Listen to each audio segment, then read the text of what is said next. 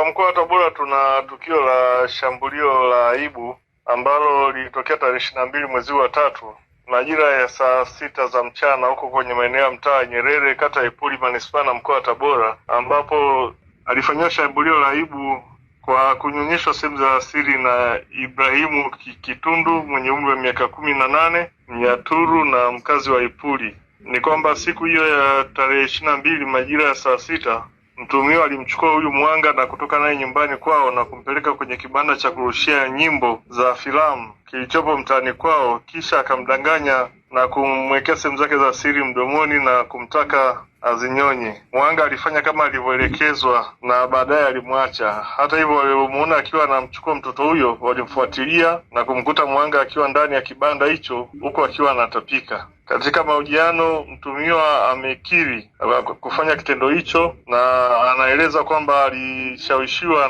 na msanii mwenzake ambaye ni mwanamke kwenye kikundi cha kuigiza kinachoitwa Nyanyembe Film ili kutimiza masharti ya mganga ambaye aliwataka kupaka dawa na baadaye wakutane kimapenzi na kisha kwenda kumnyonyesha mtoto wa kiume, na waliahidiwa kwamba watapata mafanikio kwenye shughuli zao kama watafanya hivyo. Mtuhumiwa anashikiliwa kwenye kituo cha polisi na chanzo cha tukio hili ni zile imani za kishirikina ambazo wamekuwa nazo na hatua nyingine za kisheria zinaendelea kuchukuliwa. Tunaendelea kumfuatilia, lakini kuna kumbukumbu ambazo tunaendelea kuziweka sawa, lakini kuna tukio pia la ukatili ambalo inasemekana lilifanya miaka 2 iliyopita ambalo bado tunaendelea kulifanyia kazi. Kwa hiyo kidogo ana rekodi ya kufanya matukio ya aina hii na hapa amekamatwa na upelelezi unaendelea kufanyika. Tunamshikilia polisi na mahojiano yanaendelea kufanyika na wapelelezi wetu, na yale ambayo yatabainika basi yataendelea kufanyiwa kazi. Mimi nishukuru jamii kwa kutupa ushirikiano na kuweza kumkamata mtuhumiwa huyu. Niombe jamii ya Wanatabora kuendelea kutupa ushirikiano, kwa pamoja tukemee matukio ya ukatili, tuhakikishe kwamba wale wanaothubutu kufanya wanachukuliwa hatua, na hii itakomesha matukio haya kwenye jamii, kwa maana kwanza jamii inatakiwa kuyakataa, na kwa pamoja tutaweza kukomesha matukio ya ukatili.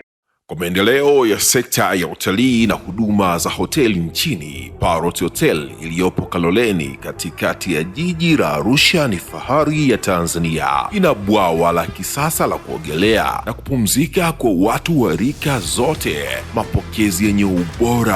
Hapa utapata kahawa safi na vinywaji baridi vya kila aina, lifti za kisasa za kupeleka kwenye floor 13 zenye vyumba zaidi ya 100, vyumba vya kulala vyenye mazingira salama na tulivu, vyenye joto la upendo na baridi ya starehe, kumbi za mikutano zenye vifaa vya kisasa, mazungumzo ya kitaifa na kimataifa, sehemu nadhifu ya chakula yenye kuleta hamu, vyakula vyenye viwango vya ubora wa afya. Baada ya uchovu wa kutwa nzima, kuna baa ya kipekee kwa jioni yako ya kukumbukwa. Karibu Parrot Hotel kuonja ladha mpya ya maisha.